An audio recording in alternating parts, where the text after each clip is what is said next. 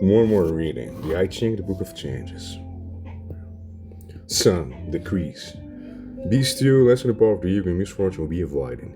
It's a fact of life that times of decrease come upon us. Our resources are limited, difficult surround us, and our egos generate angry and unhappy emotions. Nonetheless, such times are good for us. If we respond to them by quieting our egos and turn sincerely to the higher power for help, we emerge from the period of decrease stronger, healthier, and wiser. When we discover that we are unable to achieve our goals, our egos become infuriated. We are tempted to harden into anger and bitterness, to lash out, to desperately and aggressively grab for control over the situation.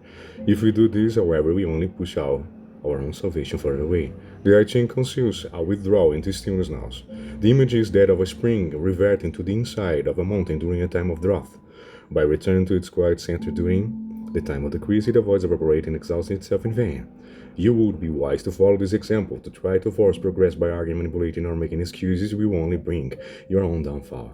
Instead, disengage from your inferior elements, however passionately they seek expression, and turn to the sage for guidance and assistance. The hexagram sun issues a call to sacrifice negative feelings, accept the powerlessness of the ego against the currents of life, and return to contemplation of the principles of the sage. In stillness and meditations, we enrich the higher parts of ourselves and thus bring an end to the time of decrease. Give aid to others where you can do so with a proper attitude, without seeking recognition and without unbalancing them. Strive to have a gentle and detached influence. To truly help others, you must maintain your own dignity. Everyone is decreased if you indulge in what is inferior. By relinquishing an inferior element, you make room for a superior one. The deity arrives when we disengage our egos and ask for his help.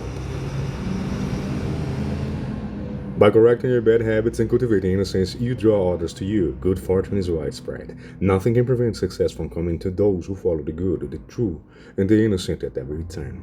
Through stillness and innocence, one gains an increase. By generous and benevolent with others and still increase, greater increases will follow.